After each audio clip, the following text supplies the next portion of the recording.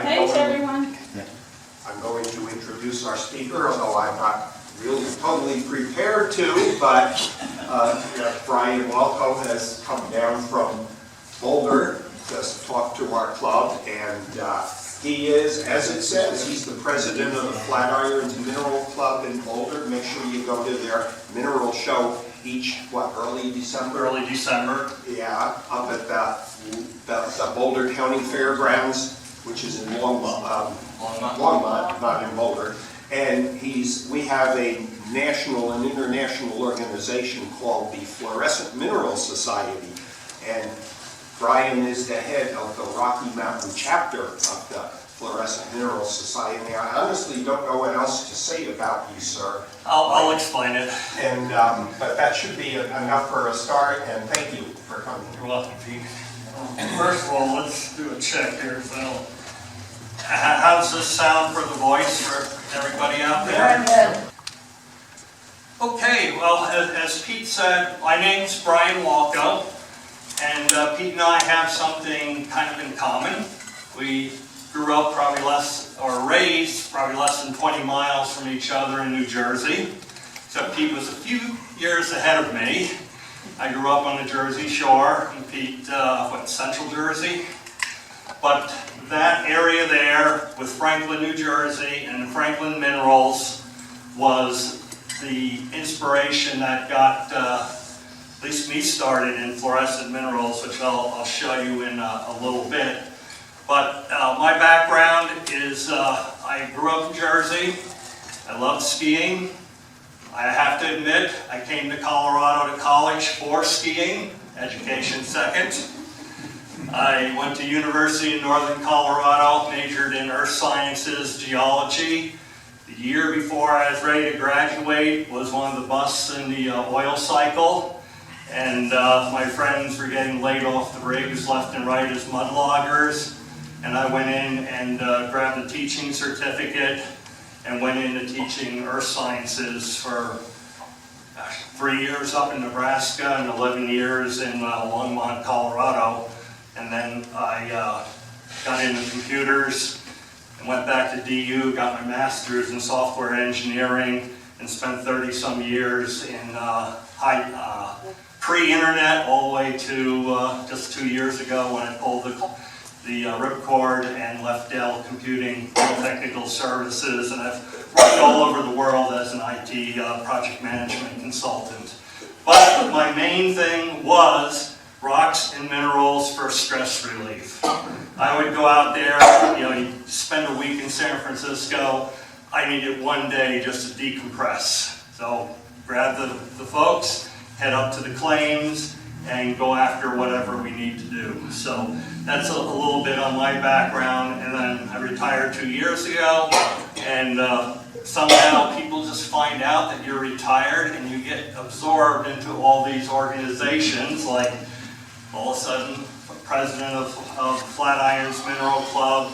I was on the board of directors for the Fluorescent Mineral Society.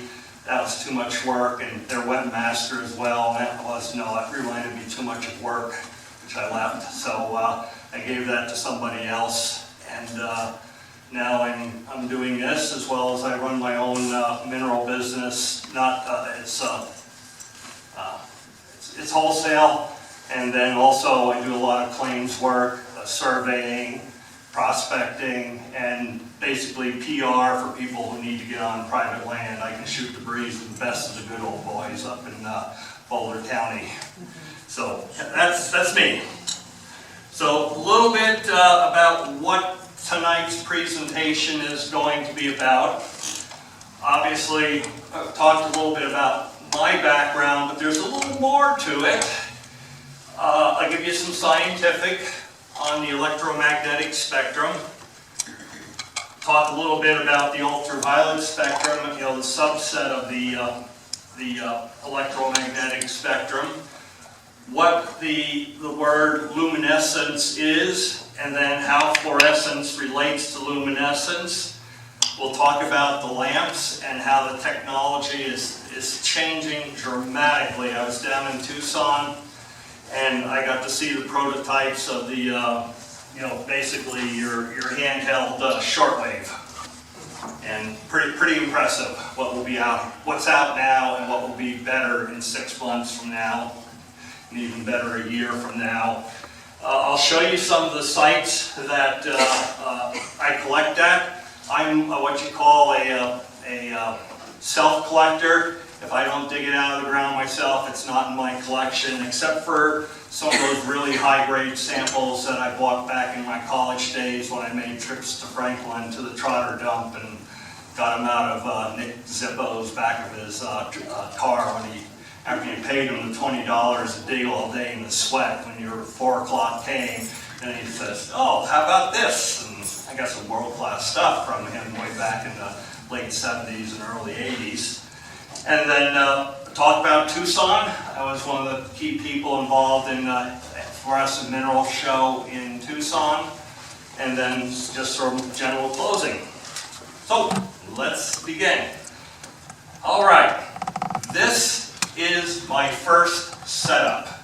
Now I don't know, I just from hearing your introduction, most of you started as kids. And I found that just, I did too. This is 6th grade, circa 1966, Edmond Scientific. And if you are familiar, they were in southern New Jersey. They were a big, drooling catalog you would get and just get all types of really cool chemistry things. Well, I decided to get a black light setup. And believe it or not, I still have it. I plugged in this little 10-inch, and again, my laser doesn't work because it's just reflecting, but this 10-inch black light blue bulb, it hasn't been run probably in 30, 40 years, fired up instantly. And it lit up the rocks too. A lot of people, when I talked about this for the Fluorescent Minerals Society, a lot of people actually have this book. It's one of the first books that were published, widely. And then, of course, all types of cool little things, fluorescent paints, fluorescent crayons, invisible crayons, and also my first fluorescent mineral, piece of ornithite. I still have it. It's in a fishing tackle box. I was able to dig it out. And obviously it's lighting up a lot better now with one of these convoy lamps than, with the black light blue one. But yeah, so that got me started. And so what? That one in the corner? Yeah, that's the one in the corner. Yeah. So these photos are not from 1966. I would have my dad take them with the 35 millimeter or whatever he was using then. All right. I decided to enter into my interest in fluorescence into the Indian Hill School in Homedale, New Jersey, which is 3 miles from the Raritan Bay and 10 miles from the Atlantic Ocean. And I entered in physics in March of 1967, and I won first place for my display. Set up a cardboard box, darkened the box, and believe it or not, the way we did Tucson was identical to what I had to invent with the help of my mom, a seamstress, to go ahead and do that. And then was able to have many different things of fluorescence, minerals just being a small part. There are lots of things that glow. So I was really pleased to win this. So now let's go over a little bit about the electromagnetic spectrum.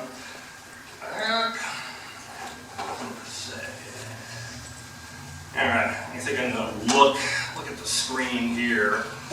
All right, we all know that the wavelength of visible light runs between 700 and 400 nanometers. Nanometer meaning it's a billionth of a meter. Again, infrared being off to the left-hand side, off, and then of course the rainbow colors in the spectrum. And then they discovered, and I forget, I read about it, but I didn't take the notes. There was somebody that was doing an experiment with a prism, and he took a piece of fluorite and put it off to the side, and sure enough, it started glowing, fluorescing. And here is, it's not the piece, but this is like my second piece, but I noticed that as soon as he moved it off, it was flowing, it was glowing, and then it started the science of, well, what is on the other side, or the right-hand side of the spectrum? And we have, in the area of fluorescence, we have three wavelengths that we primarily use. The first one is long wave, and long wave is abbreviated LW, you'll see that, or now they're going with UVA, and it's about 365 nanometers. Long wave, totally harmless, unless you're getting your long wave from one of these high-powered LEDs. But from one of the bulbs, for those of you who went to parties, black light posters, Jimi Hendrix posters, having your dorm room lit up, that's what was using, was long wave, and it's perfectly harmless through a black light bulb. Ultraviolet B, or midwave, is relatively new. I mean, it's been out there, but to develop the lamps to illuminate in the UVB spectrum, the 311 nanometers, is new. And that's opened up a whole new frontier of minerals. And also, it is one that's responsible, gives you sunburn. And UVC, shortwave, is what primarily lights up majority of the minerals, and there's a lot of energy behind it with shortwave.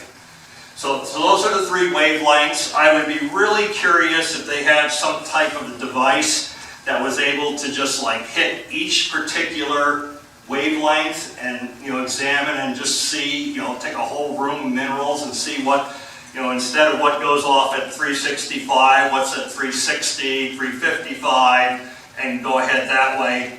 But these are the peak ones that they determine, and these are what the lamps are going for.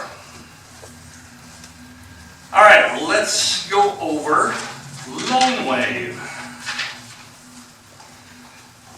All right, first of all, here is a gorgeous picture courtesy of the Fluorescent Mineral Society from Sweden.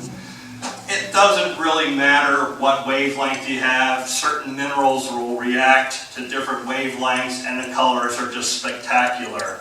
But long wave is the lowest frequency, closest to visible light, and it's part of sunlight. It was out there just a little while ago. It easily passes through glass or plastic.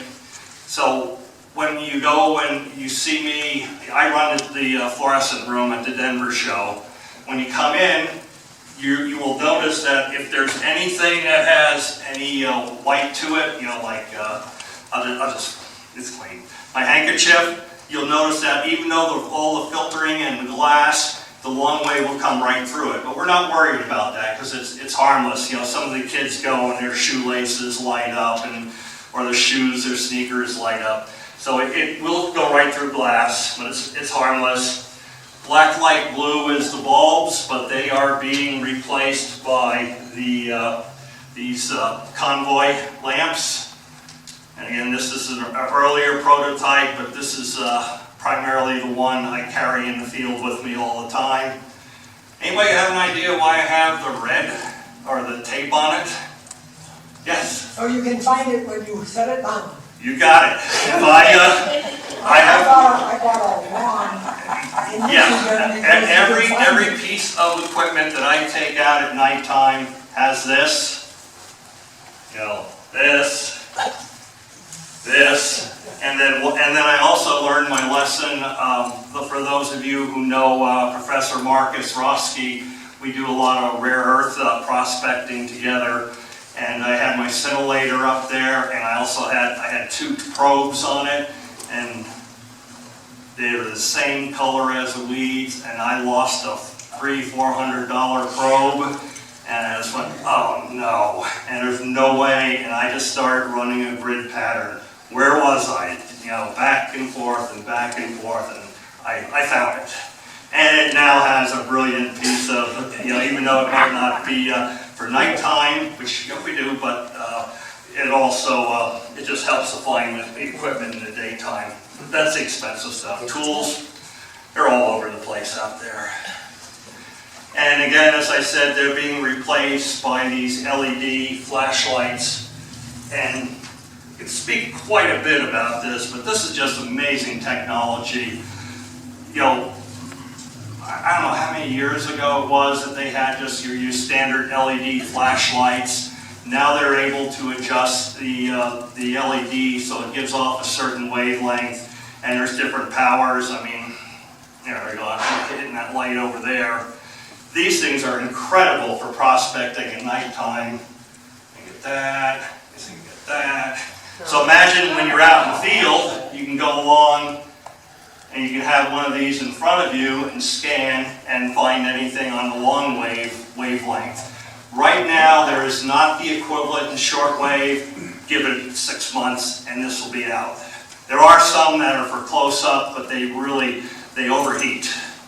And I would for the people who sell them, I'll still recommend on the shortwave, wait a little bit. You don't want to drop $300 and burn yourself when you're touching the end of it and have your batteries go out in about 10 minutes. But these things here, this will last 2-3 days because you're not prospecting all the time. And there's a little bit of heat involved, but these have revolutionized it. The other thing about these LED flashlights is you can get them on Amazon very, very cheap, but you get what you pay for.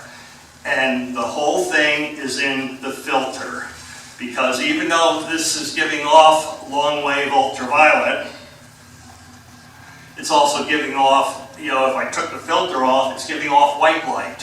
So you have to spend the money on one that does have a filter. So a good convoy now from a couple of the reputable dealers, not the ones on Amazon, but there's a few Way Too Cool out of Phoenix, and Ingenious Designs out of, I think, Kentucky. They sell really high-grade ones, and they guarantee it, and if you break a filter, they'll send you a filter for free. It's not like this guy here that I built from parts from Alibaba in God knows where in China. But the filter is the main thing, so you get it. I ran field trips. Kat was up on one where I took the kids out up in Nebraska, field trip hunting, and we went out at night, and a lot of them could not see anything because they were like flashlights. And then all of a sudden, you know, turn on this, and it's like, whoa, a different world up there because we got rid of the white light. So, and again, they need filters. So that's something that, you know, I can point you to as a couple reputable firms. And not as many, but about 15% of the fluorescent minerals go under long wave. Midwave is what we call the new frontier. This is a piece of Purple Passion Mine, Bill Gardner, who is the man who owns Way Too Cool, one of the key manufacturers of ultraviolet lights, everything from flashlights to display lamps. He owned this mine, and then being, I forget, he's some electrical, well actually he's a nuclear engineer, but he's got the full background. And it's part of sunlight in the middle, but it turned out he had a mine and he tweaked one of his lights into the mid-wave area, and all of a sudden he has like the world's, you know, most famous pieces of what they call, you know, mid-wave specimens. Now mid-wave is sunlight, and mid-wave is also what we need for vitamin D, stay outside, you know, within reason.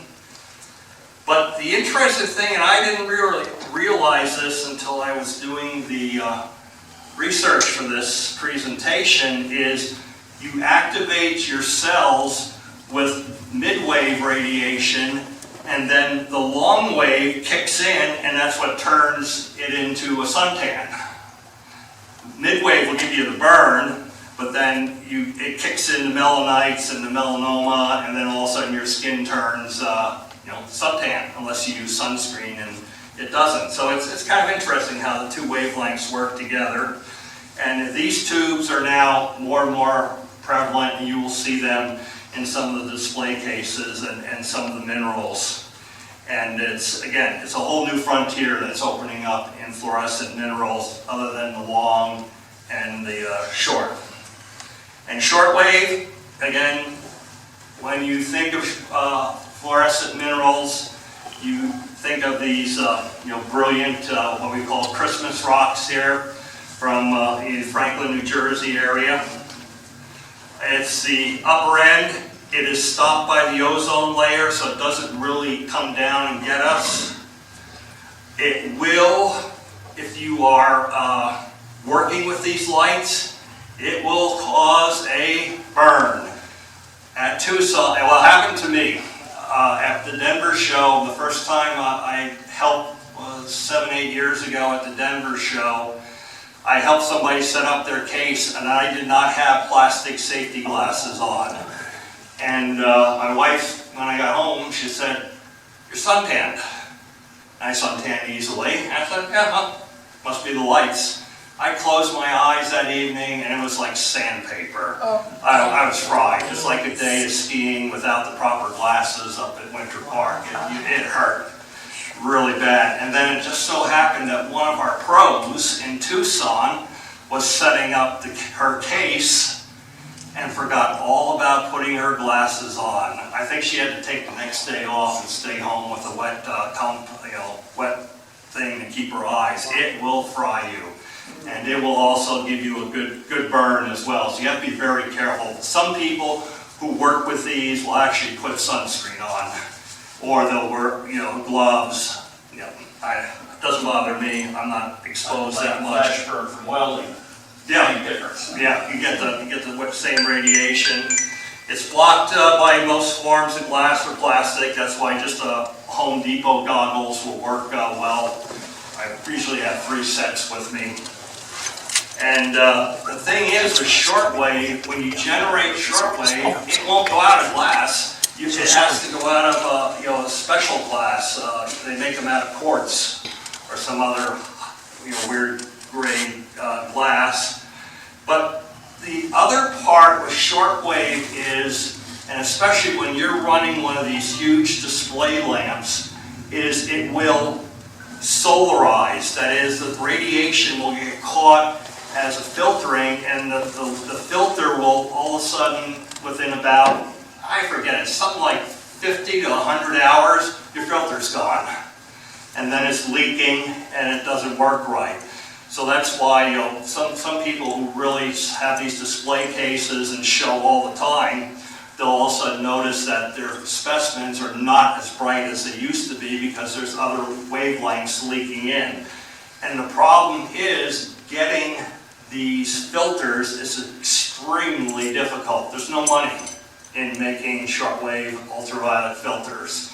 So the few people that manufacture lights bought up the whole stock, and the Chinese also bought up the stock. So we're working off of an existing stock, and the Fluorescent Mineral Society is working with Hoya filters and somewhere in the Bay Area to try to get more, at least to get them to make a run for us so that we have stock available.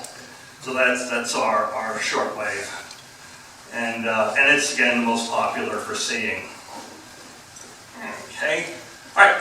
The whole thing of fluorescence is a subset of luminescence. And luminescence is light resulting cold light, not from heat. That is, you've put, it doesn't matter which one, but, I just use this because there's no heat involved in this whatsoever. Any one of these lights, there's no heat. And then it will do something, it will have some type of reaction to it. Fluorescence and its companion phosphorescence, it's cold light. So when I hit this piece of fluorite, there's no temperature involved in this. It's glowing. And its other little companion, which I found last night looking through my kit as a kid, is phosphorescence, where it will glow by itself. And there are minerals, a few of them, willemite being one, and I have a chunk over there. We've got some fluorescent minerite, willemite in the dark, and sat with a beer, charged them up, 20 minutes in phosphorescence. It's incredible stuff. And unfortunately, since I can only keep what I find, I gave it to the other guys. But it was fun looking at that. Another type of luminescence, or making things go without heat, is trioluminescence, which is hitting it by mechanical action. You know, striking it, strike quartz together, it will spark, and it will glow. My favorite, and with the kids at the Denver show, is the glow sticks, chemoluminescence. That is, you crack the little glow stick, you shake it up, and then you wear it as a bracelet, and or the safety lamps if you go underground. Well, that's a chemical reaction, all part of the luminescence family. And then probably the most fascinating is just nature doing it itself, bioluminescence. For those of you who grew up in the Midwest or back east, fireflies is your classic example. But there's all types of deep sea creatures that will go and glow for attracting food, or attracting food, looking for food. And there's probably another 5 or 6 more in the family of luminescence. But the one that we're zeroing in on tonight is fluorescence. And the whole thing with fluorescence is it's the property of light at one wavelength coming in, and it excites the electrons, and it gives off light at a different wavelength. So here it's green, I hit it, and now it illuminates under blue. But the thing that you have to that sets fluorescence apart is it's immediate. That is, you don't have to hit it, you don't have to charge it up, you just boom, light it up, and it goes. And then again, it's immediate, and it's off. And I'll give you the scientific part there. The other part is, with fluorescence, we're using ultraviolet, so that takes us back to the ultraviolet spectrum, or the visible light spectrum. It emits at a different wavelength, a lower wavelength, so that, if this is ultraviolet, I can't have something illuminating in ultraviolet. It's got to be blue, red, green, and so forth. It won't go into the X-rays or cosmic rays or gamma rays. So it's a lower excitement. And it took a while. I had to go to YouTube University and brush up on this. That is, you can find anything you want as long as you'll see who's decent. This is the Jablonski diagram. And very simply, what happens, and I wish I have a laser, but it's not working on the screen here. So let me just do this. First of all, let me get the rock off. All right, to make something work, again, there's all types of math behind this. But what will happen is you excite something with ultraviolet radiation. It will cause the electrons to kick up to another shell. So they get that light, they get the energy, and they're happily just spinning around up there. But eventually what will happen, like instantaneously, is they bump into each other, and then as they bump in, they will start glowing. And this is the part up in here that gives you your immediate fluorescence as they drop back down again. The other thing that will happen is it has to do with the way the electrons, orbit. Or again, it's been years since I've had physics, but the way the electrons go, it will go and they'll cross over into this other area, and they'll switch directions. And that delayed direction is what's called phosphorescence, which is, instead of immediate, it's what will cause this little guy to glow. And if we were in the dark, he would be going for a little bit here. So that's kind of the part. But there's a whole, I mean, there's probably 30, 40, 50 of these guys out there, from PhDs explaining it to, I don't use TikTok. I have no idea what those people would even say. But there's a reason why things fluoresce, and it's called activators. And they're trace impurities in the minerals that get excited when you hit it with UV radiation. And with this, the most common one, especially in the Franklin, Ogdensburg, New Jersey area, is manganese. Probably the second most common one is uranium. Manganese makes the red, uranium makes the green. Tungsten, I don't remember exactly what tungsten does, but each one of these will have a certain color, and it's just a trace amount. If you put too much in, nope, you won't get anything out of it. So that's something. So you have to have some activator, and there are a couple minerals that will just go by themselves. The other part that is fun is we do a lot of hunting up in Boulder County. Again, I work with Marcus, Phil Pearson on rare earth minerals.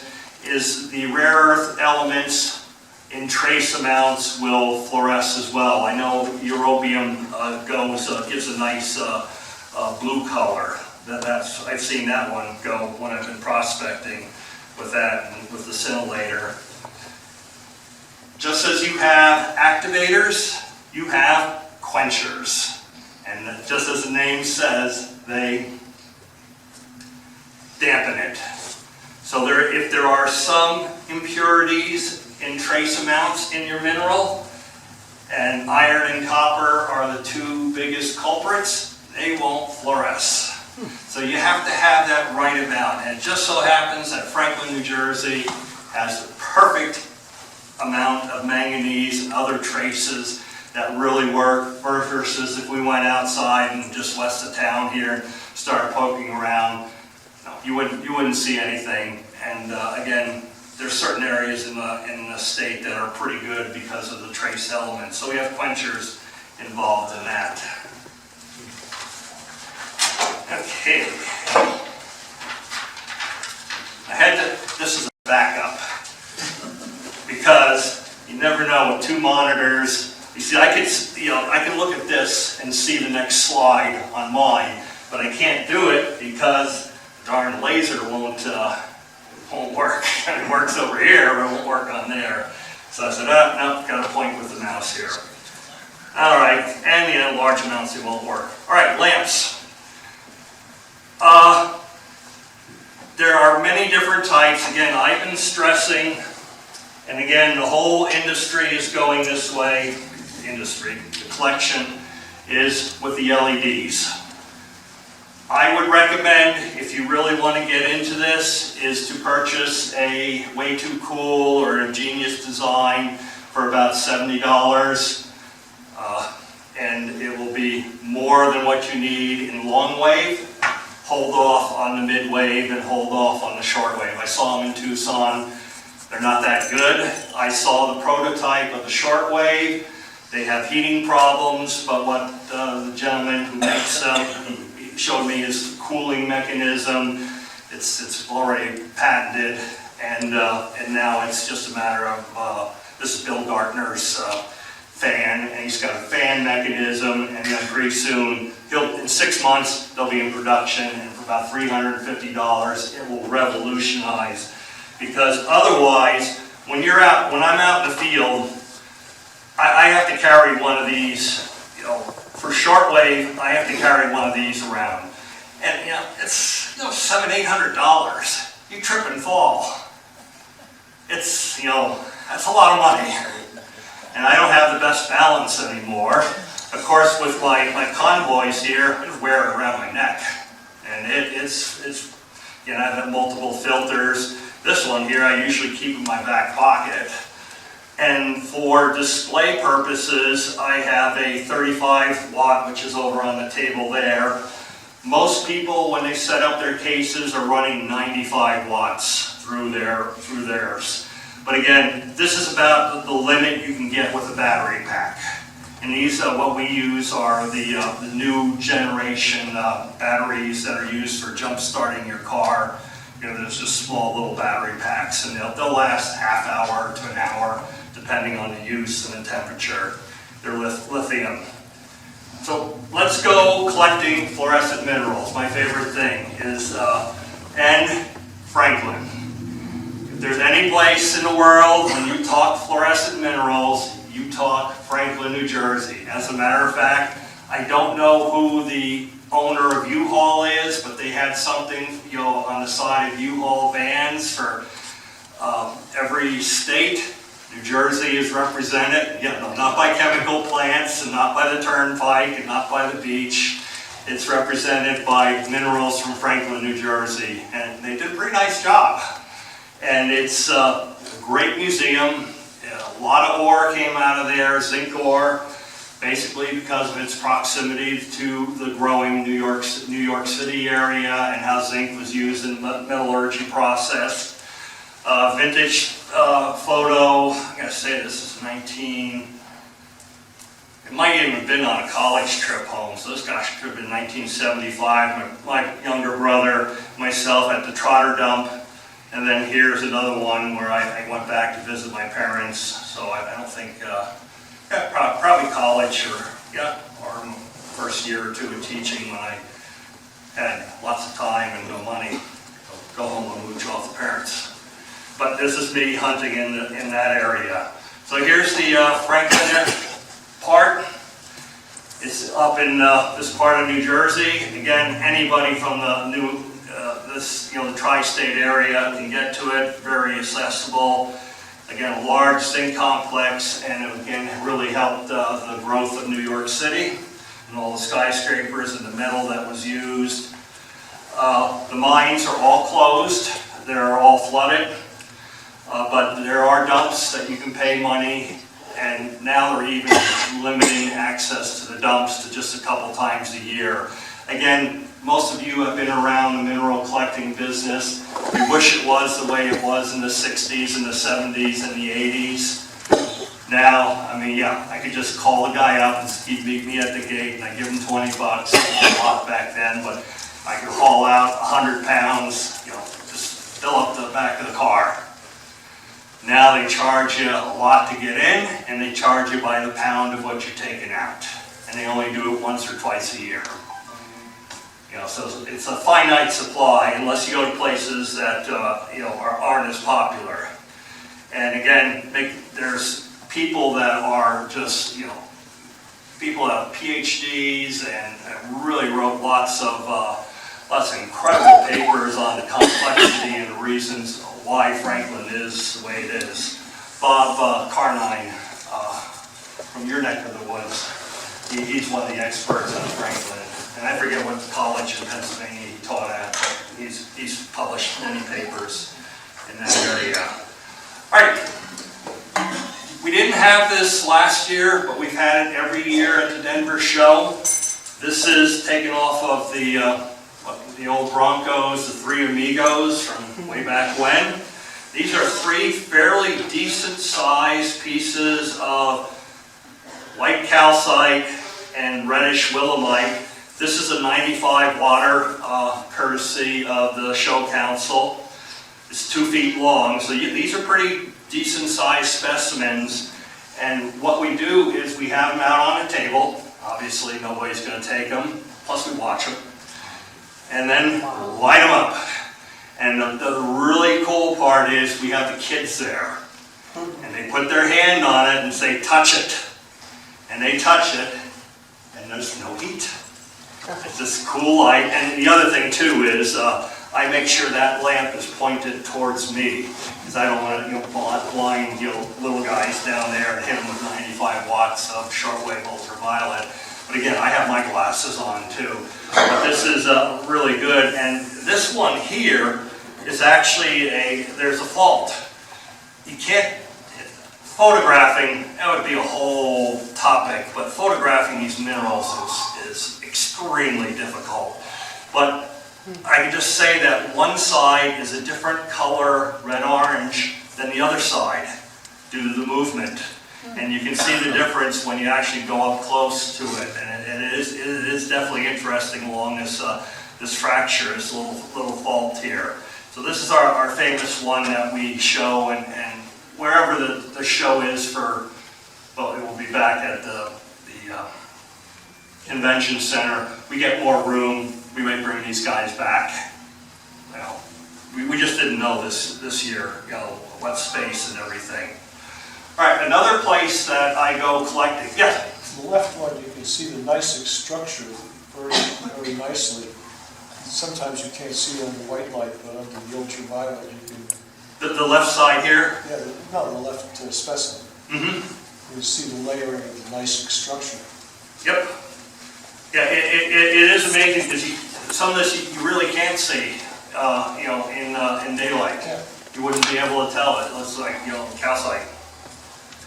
The other one is I led a fluorescent Rocky Mountain field trip. Again, we're not a sanctioned organization for field trips because of insurance reasons.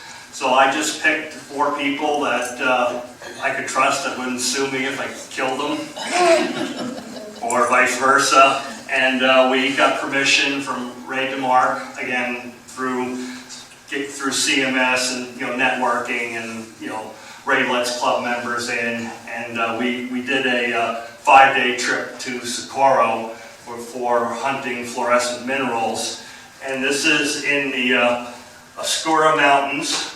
And it's about, Socorro's 70 south of Albuquerque, and I think this is then 30 or 40 miles east of Socorro. It's in the area where you pass right by the Trinity site, where the first nuclear bomb was detonated. And there's a sign.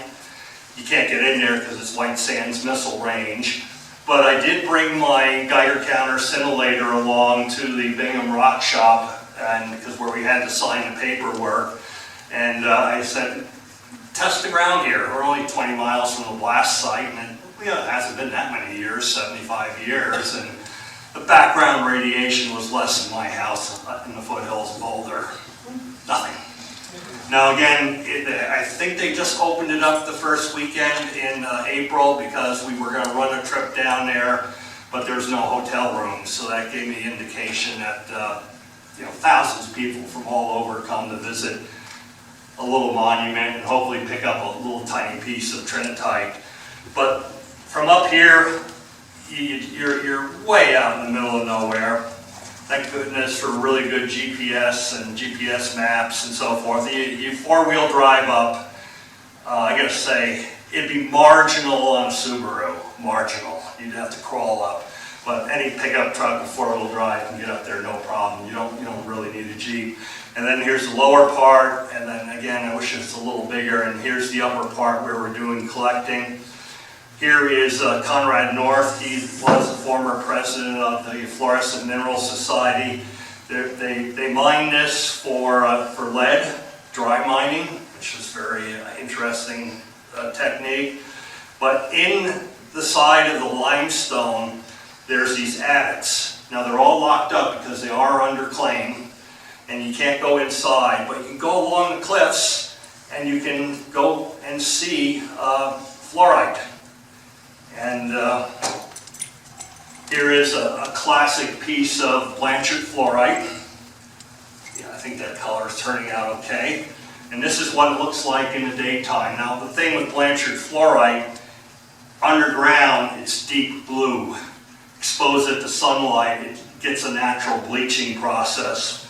But what it will look like under UV is like, whoa. We went there in the daytime, and then we called up Ray when we got back into cell phone range and asked permission to go back up there at night, and he said, yes, just make sure you're up on the mountain before dark. And I said, sure, that's no problem. Go up the mountain, watch the sunset there, and over the desert, and it was like Franklin, New Jersey, except instead of red and green, it was blue and orange. The whole ground, everywhere. Wow. Cliffs everywhere were lit up. It was absolutely incredible.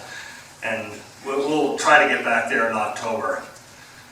Another classic piece of Blanchard fluoride crucite, which I think is a lead carbonate crucite? So lead carbonate and carbonate coming from the limestone and barite. This is what it looks like if you chiseled it out of the side of the cliff, which I'm making a video right now. I had my buddy film it, shot it with an iPhone because I'm not bringing my Nikon up there. I was just like, no, it's too much dirt. And I chiseled out a really great piece there. And two things I forgot. I forgot my hard hat, and I think I forgot my safety glasses because I was just too excited. I didn't want to go back to the truck and get it. And that's what it looks like under long-wave ultraviolet. Again, pretty impressive pieces come out of Blanchard. I mean, people collect it for the fluoride, but yeah. Yes? You said the other piece bleached in sunlight. Is that permanent, or does it go back? Permanent. This piece here, once the sunlight hits it, it's a goner. So that's the thing is, if you ever get the opportunity to find something, like it's on the underside of a rock, and it's that deep blue color, you better wrap it up in something dark, and that's the way it stays. And don't use your UV light on it. Yeah, well actually the dark stuff really doesn't fluoresce that much. Somebody gave me a piece and I hit it with the lamp. It's more the lighter that goes, but yeah, you don't want to hit the UV because that's what's doing it. Right. Yes? If you've got a specimen of that nice blue fluoride, keep it in a closed drawer. Yeah, keep it dark.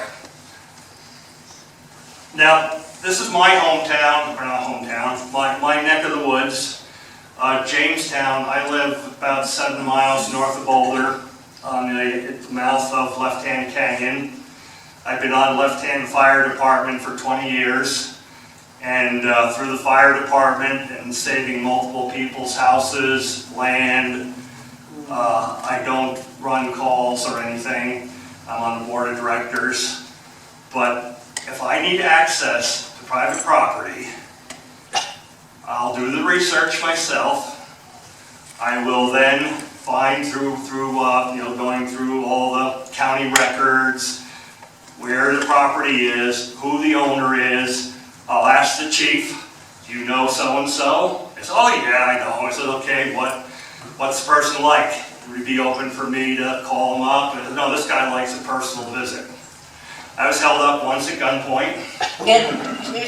And then all of a sudden I said, hey, and I'll just leave the gentleman's name blank. I said, this is Brian from Left Hand. I pulled open I always wear my fire jacket. Pulled over, I said, we saved your house. And he said, oh, Brian, yeah, well, yeah. And he shook my hand and put his gun away, and we're best of buddies. Until I told him about all the uranium under his house, and he says, I'm 82 years old, I don't give a blank. And so I have complete access to his property. So that's the thing, I network my way in, and all my really good stuff is private property. Even though we have claims on BLM land or Forest Service land. So one of the on private is the Emmett Mine. Some of you have probably been there. And the Emmett is known for fluoride. And again, you gotta kind of know what you're looking for. I should have the pieces over there. And here's the fluoride under long wave. It's pretty impressive stuff to go find this at nighttime and walk along. And we know where, I know now, I don't have to scout it in the day. The only thing I do is I take a group of 2 or 3 people up that I can trust that aren't gonna sue the owners if we trip and fall, or if the side of the glory hole comes crashing down, we can do it. Another really great mineral that's up there is autunite. And I forget what it's uranium. It's uranium. And you can prospect for it several ways. In that neck of the woods, I consider almost every area hot. I don't allow any kids up there.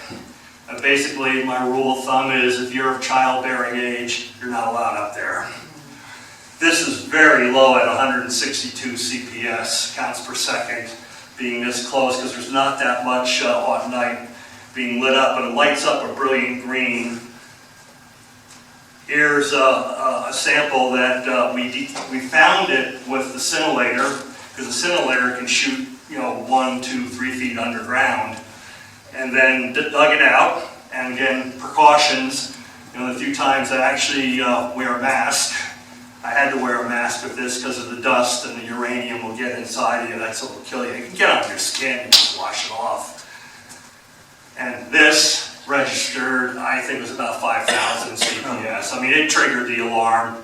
When I shot the video of uncovering this piece, I had to shut the thing off. The guys were saying, "Wow, this is really annoying." It's just my scintillator going off, but it's really just incredible green color.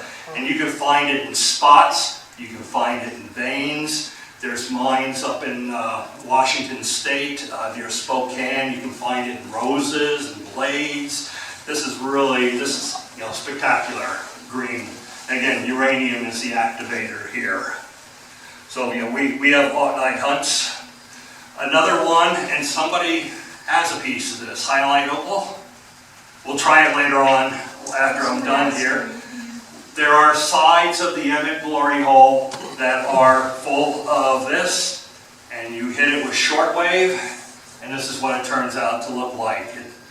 Again, it's pretty spectacular, and also if you look very closely and it's spotted around here, you can see some fluoride.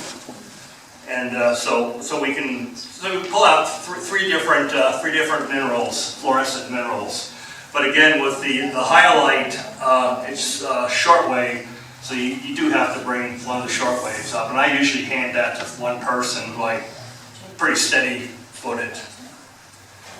All right, another mine that I have exclusive access to is the old Bueno mine out of Jamestown. It's a major producer of gold, as well as all other types of minerals. Here's a piece of sphalerite, and again, I collect ores. That's my hobby. Ores of Boulder County is going to be my display case for the up-and-coming Denver show. Here's a piece of sphalerite. Sphalerite is a great one because here it is under long wave. So you can find this just with one of these. So that's kind of a fun one to go after.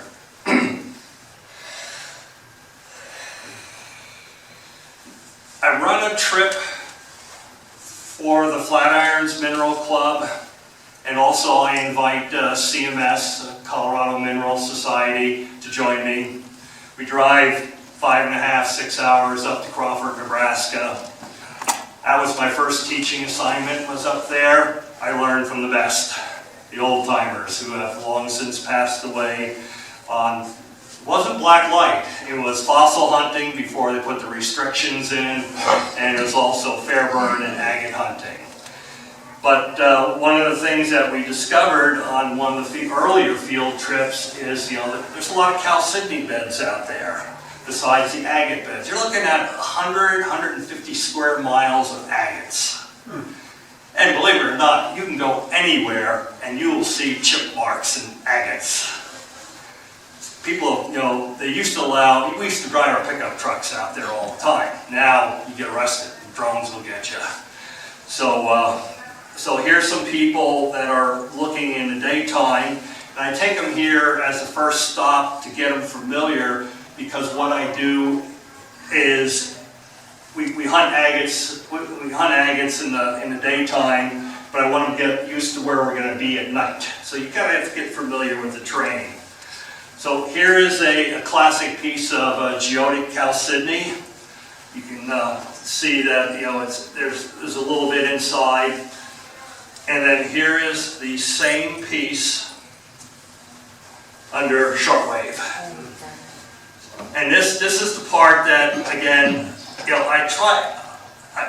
Flatirons Mineral Club, we bought a bunch of little convoys to hand out to people, especially just for this trip.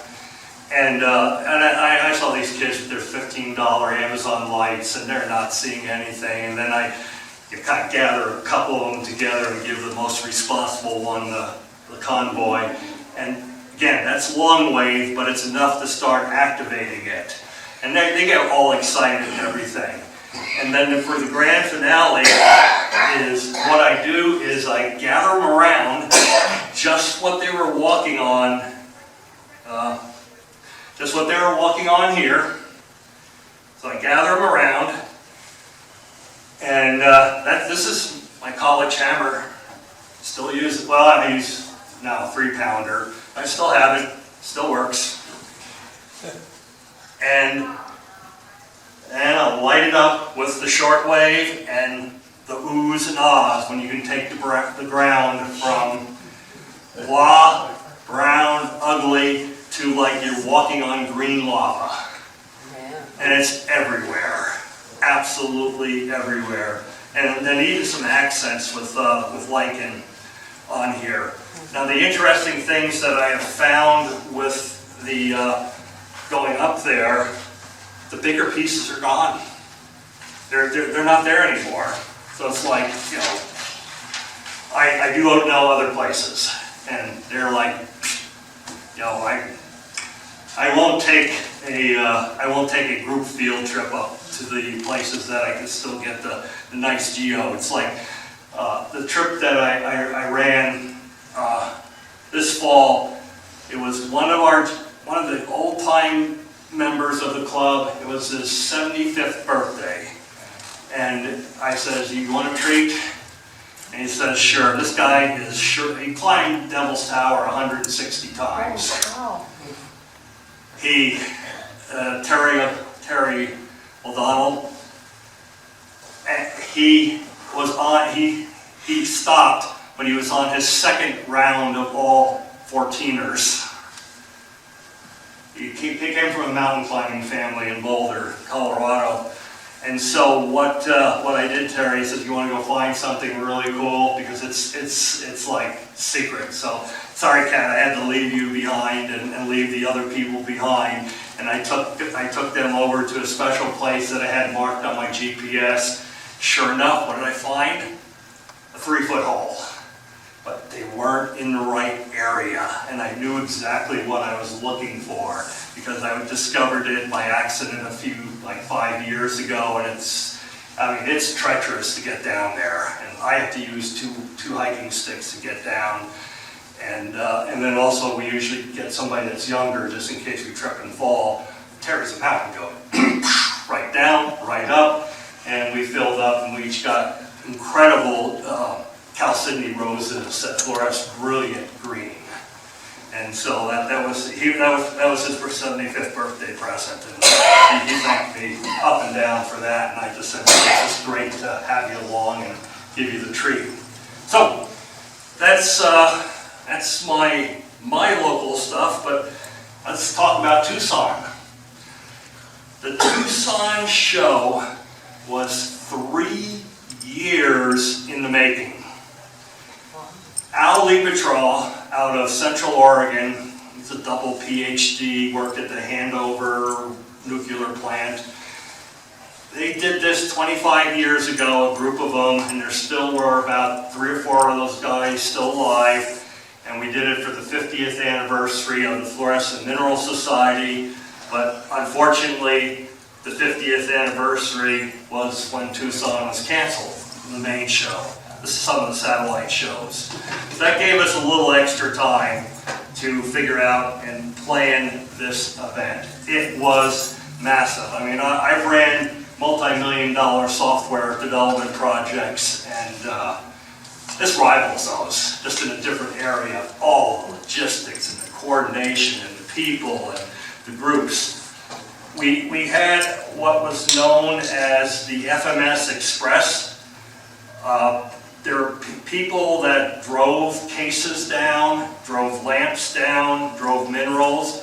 You know, one came out of the Seattle area, another one came out of the North Bay area, LA area, one came all the way down from Franklin, one came from Vermont, and I think another one out of Chicago, and I ran the Denver route down.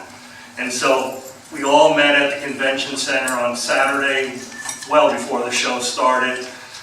And then here are all the lamps that, These were Don Newsom, who is one of the founders of the Fluorescent Mineral Society.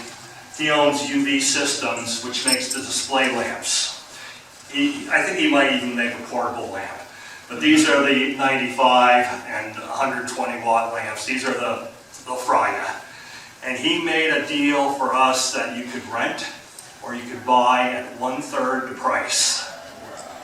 Which these, and I forget what color, but one color was rental and one color was, I think the blues were people who actually purchased lamps from Don. So he did a really big favor to the Fluorescent Mineral Society.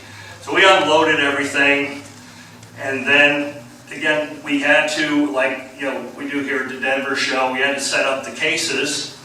And again, here's all the material. We have the risers, we got the planks, we got, somebody can see that this is one of the cases I brought down, lamps, you name it, minerals. But we had to darken everything. Just like when I was in elementary school, my mom helped me get some dark cloth. It was a whole big effort because Tucson was a bear to deal with. We couldn't put any screw holes in their cases. We had to have specially designed brackets to mount. There's probably 3 weeks of arguing, and that's when I dropped out, saying, you can argue on screw size, I don't care, I'm bringing my own case down, and argue on who is going to, how we're going to darken the cases, and who's going to do this, and how much power, and again, all these double E's and stuff like that, figuring out the amount of power that we're going to need. Tucson Fire Department involved, because these lamps are not UV approved, none of them are. So we had to get special waivers for those, and it was a couple days, of setup, and then it comes to setting up a case. Now, is I correct that you set up for Fluorescence? So for those of you who don't know, this is my case that I brought down, and I have 2 lights that I borrowed from the council. The first one here is my Shortwave, but if you look in the back, there is a 65 watt long wave. So there's a couple things you have to consider when you're setting up a case. One is you have to make sure it's dark. And I spray painted everything, and the best paint to use is Rust-Oleum Flat Black. It won't glow. But it will fade after a while. The other thing is and again, this is where it's real important because you're arranging your minerals. I know that when I tested it at home and I, took photographs of it, I wrote pieces of paper down. You can see my back row is lit up. These are all my my long wave minerals. My Blanchard piece, my autunite that's all exposed, some petrified wood, and hard to say what another piece of Blanchard. And then in the front, where the 95 watt Shortwave was hitting, was to get these, the Willowite pieces, some agate, all different other ones, and it's to get the light aligned properly so that when it glows. I mean, again, it's a function of, farther away you are, the less power it has. So again, we're up here, we're light chains. And then once you got everything set up, then you went through and then you labeled your cases, you put the glass on, and then we were pretty much ready to go with the our row. I forget, there are 8 rows of these on both sides. It was incredible, 50 cases. When the show worked or went on, we were acting as guides, docents. Again, everybody kind of favored their own case. So here's one of my buddies from California, and he's explaining his case to a couple people. The mask ordinance was in effect down in Tucson, so everybody was wearing masks. Some of us realized the amount of leakage that chances of a coronavirus living more than a couple milliseconds with all that ultraviolet radiation escaping was nil, and we didn't wear masks. But the public did, and it was very well contained. But I don't have the official count. We figure 3,000-4,000 people came through our room. We were the highlight of the show, and the thing that really got us so disappointed, and sorry Tucson if you hear this, is they refused to hang our banner up above, like that said Fluorescent. We have a big, huge banner that we used to use at the Denver show, which I had. They wouldn't do it, couldn't do it, union law and so forth. They had a TV. How many people can see that, like from across the convention center? So we actually had people out there hawking, inviting people to come in.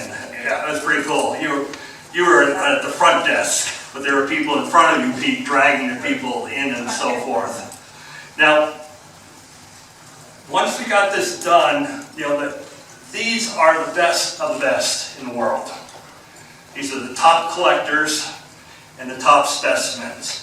And I just want to show you what makes a good case.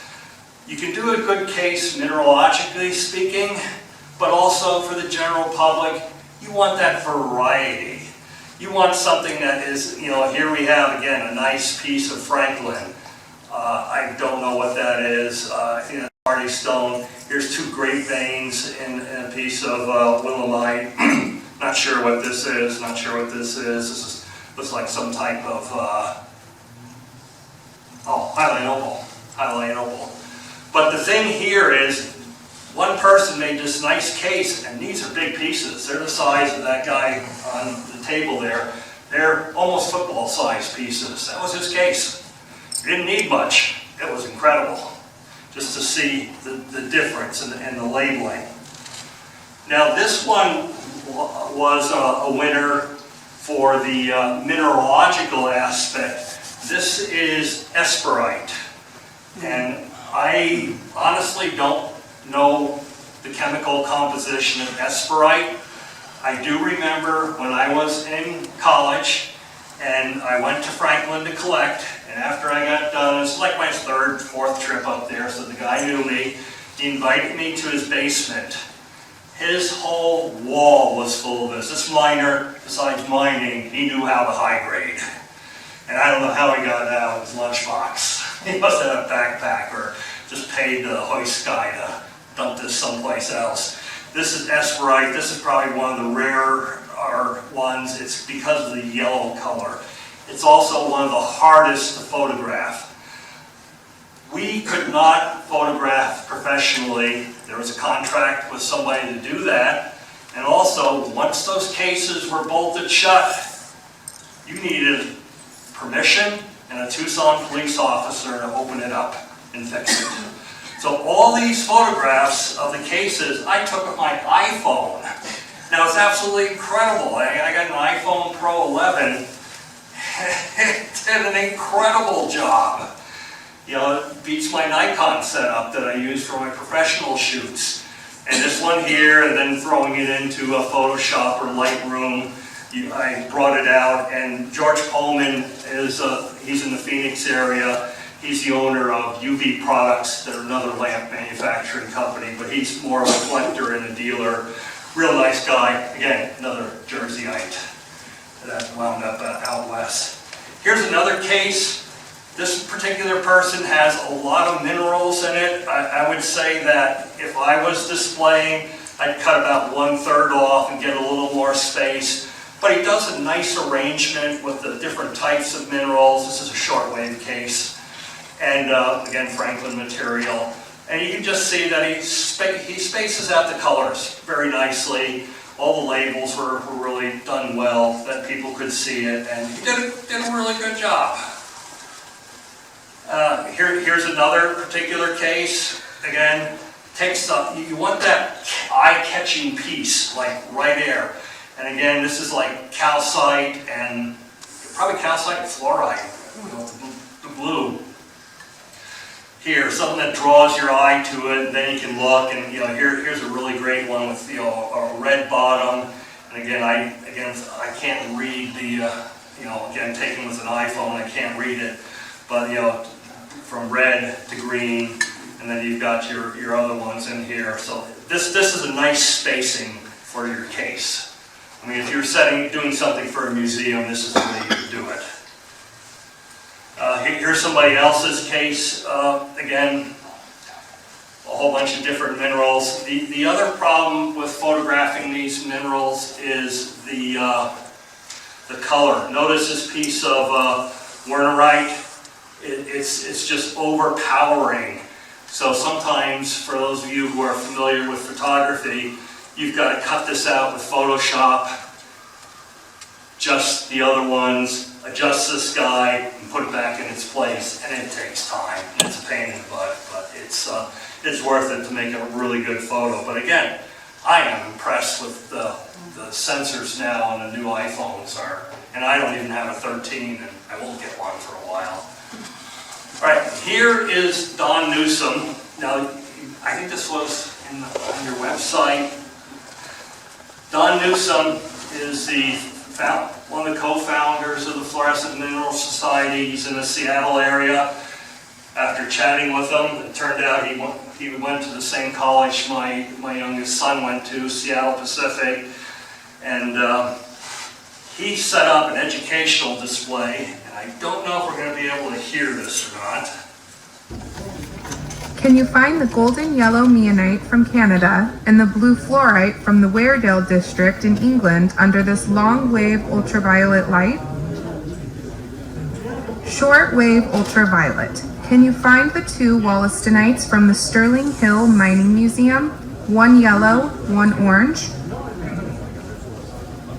We now have both long wave and short wave ultraviolet.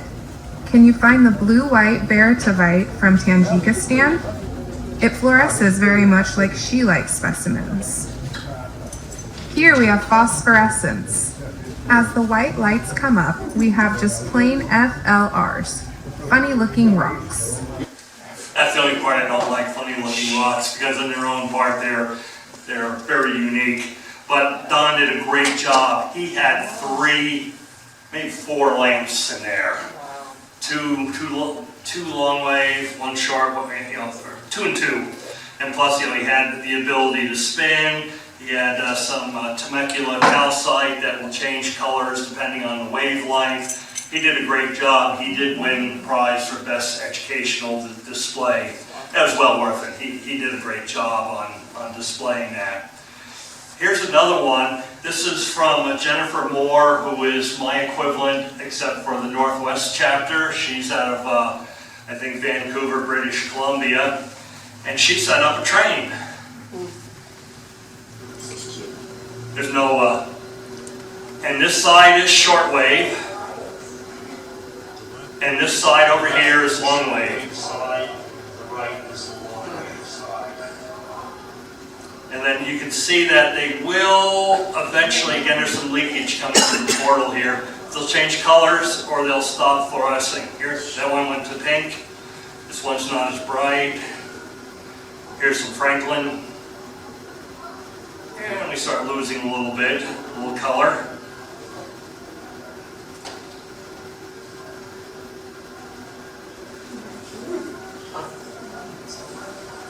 And she had 2 trains going at the same time. That's pretty cool. It was like, wow.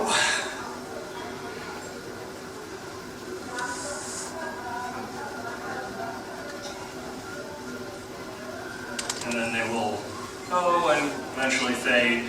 I wish I would have had the other train. It would have had a little more effect, but being a guide and there was so much happening all over, I was glad I was able to get this and have it turn out okay. Again, just with an iPhone. All right, the other part was they hold our Fluorescent Mineral Society holds our annual meeting in Tucson. Again, it was for the 50th, but we had to make it the 51st. We rent out a church like this. This is Al Levitrol, who again, he worked his tail off. We were really grateful that Al was able to make it. And on the last day, Al kind of got so excited he forgot to take one of his medicines and wound up in the hospital. Had to stay in Tucson for a few days until he was stable enough to fly home. But he got to see his vision come through, and he's doing well in Central Oregon. This is Don Newsom. He's again one of the founders, and they have a Hall of Fame. And I think this year's Hall of Fame went to Bob Jones, who is one of the writers for Rock and Gem, one of the key writers in Rock and Gem magazine. And he's only 96 or something, isn't he? Yeah, he's way up there. Yeah. Yeah. But he still writes. Well, I know, really well. So we had a big thing. They had grab bags, and everybody got a number in a grab bag. I got myself a slab of willemite, about the size of this table, cut in half. I mean, it was heavy. Thank goodness I had my truck this year to get that thing home. I am going to cut it up, and then it will be offered for sale because, again, I only keep what I find. And it's polished, too. So get a little bit of price out, get a little bit of money out of it. And then after the meeting and the business and so forth, there was all types of swaps and trading going on where, people would take, their fines, their extras, and, swap trade. This guy, Bruce, somebody nicknamed him Father Time, but he's a great guy. Summertime in Missoula, Snowbird, and Truth or Consequences, New Mexico, and knows every spot in New Mexico, Arizona, and Montana to find fluorescent minerals. Now me, being a self-collector, I love cactus.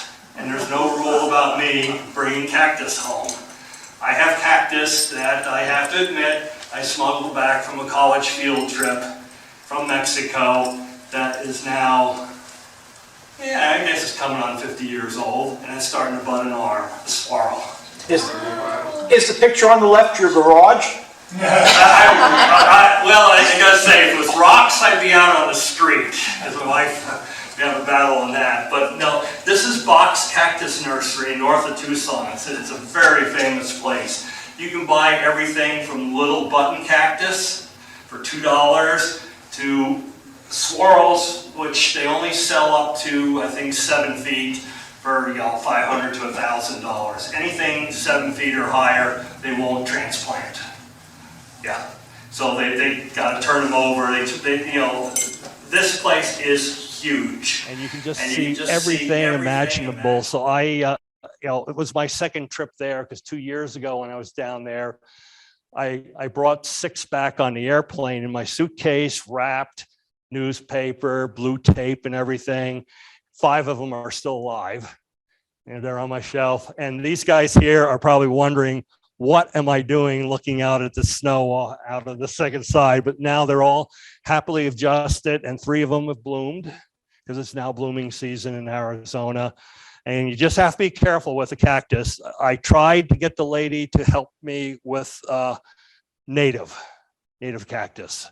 That's what I wanted. I didn't want ones that were kind of non-Southwest cactus. So I have, swirl, Oregon pipe, golden barrel, different ones. And now they're all along the shelf, and they're doing fine. So that's what I brought. And I had my truck too. So I could put them in the front seat of my truck and keep them good temperature. The other thing that I did was when the show was over, it was finally takedown. And you talk about a madhouse. We were given show closed at 5. Well, you've been with the Denver show. And then they had to do a real sweep, all Tucson police going through and checking everything.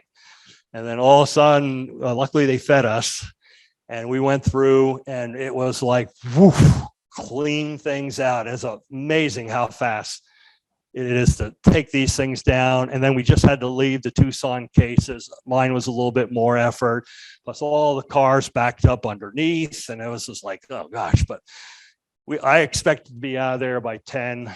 I got out, I think, about 8 o'clock, and that was okay. Here's a shot of, again, I love swirl cactus and the Tucson from the Tucson Convention Center. And I treated myself to what's the restaurant? Mariposa's Chihuahua? Pete? Morisco's Chihuahua. And I celebrated there with a few margaritas and a nice spicy dinner. And it was, again, excellent food. And then next day, Teresa at the Saguaro National Monument, a little bit of hiking there.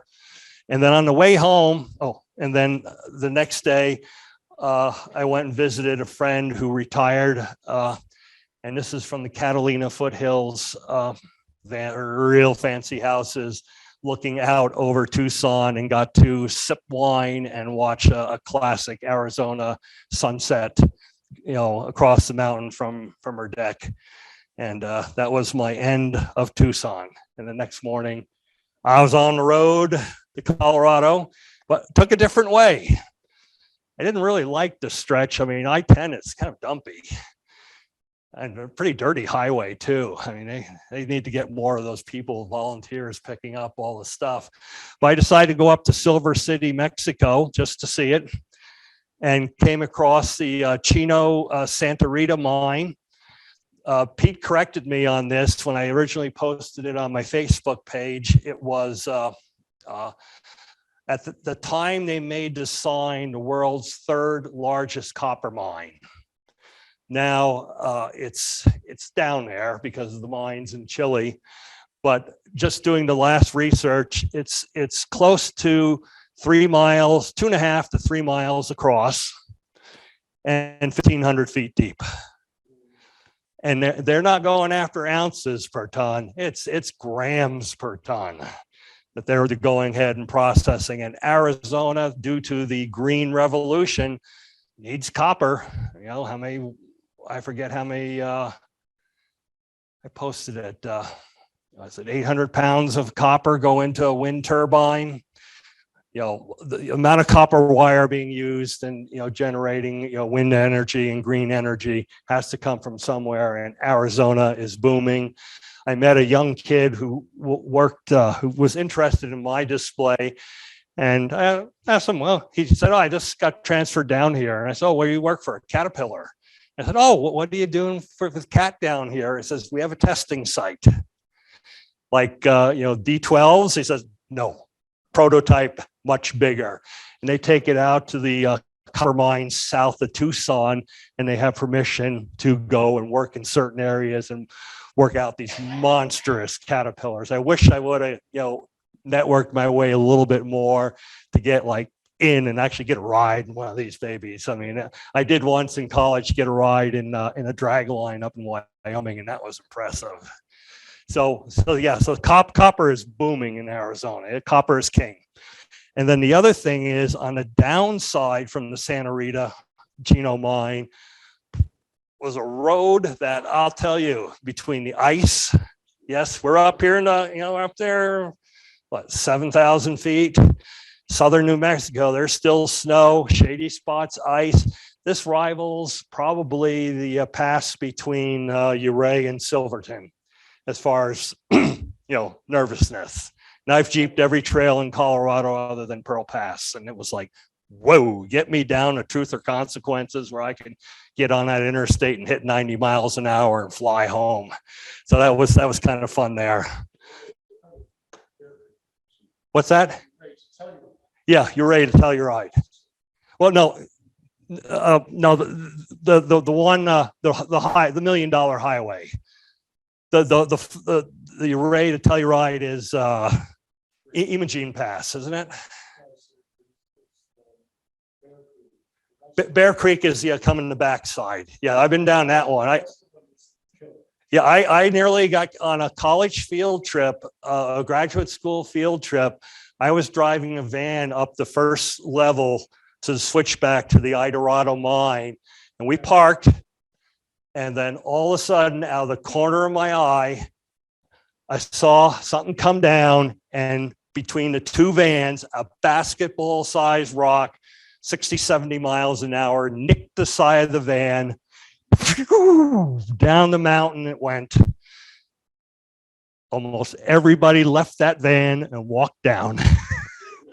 And then I had to have the professor, guide me to make a turnaround on a geology field trip van. And I kept one eye as I was poking around looking for, basically it's just pyrite we were finding.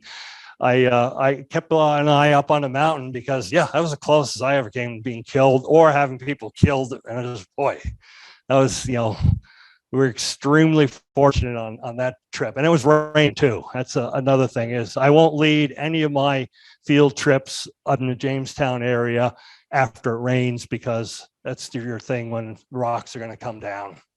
So at the end here, first of all, I want to encourage you to take a look at the Fluorescent Mineral Society if you have any interest at all.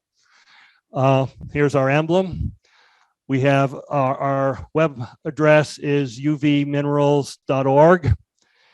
And I have cards over here that I can give you that you'll have that information.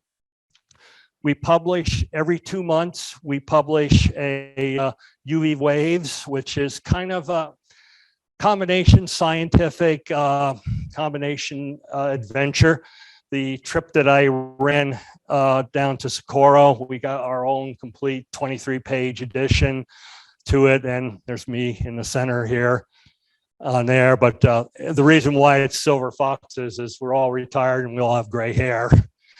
But we explored the whole area from Bingham to Socorro to Magdalena. And then they do once every, I think it's every 2 years, we do have a scientific journal. That's, I mean, you name it, you can find it, every equation, everything mathematical on the Journal of Fluorescent Minerals Society. And that's worth it there. And it's only, I think it's only $25 a year. So it's pretty good. And the website is, I helped develop this website and now it's being transferred and somebody else is taking it over and they're going to enhance it and do more things with it. So we have a lot. And this is for those when it gets, Bob publishes it, is all my sources of where I got everything. So any questions before I show you a couple of minerals? Yes. Okay, we have a question from our Zoom audience. Great. Okay, we're headed to Spruce Grove next month looking for scheelite. I'm curious about other fluorescents in that area. Spruce Grove where? Spruce.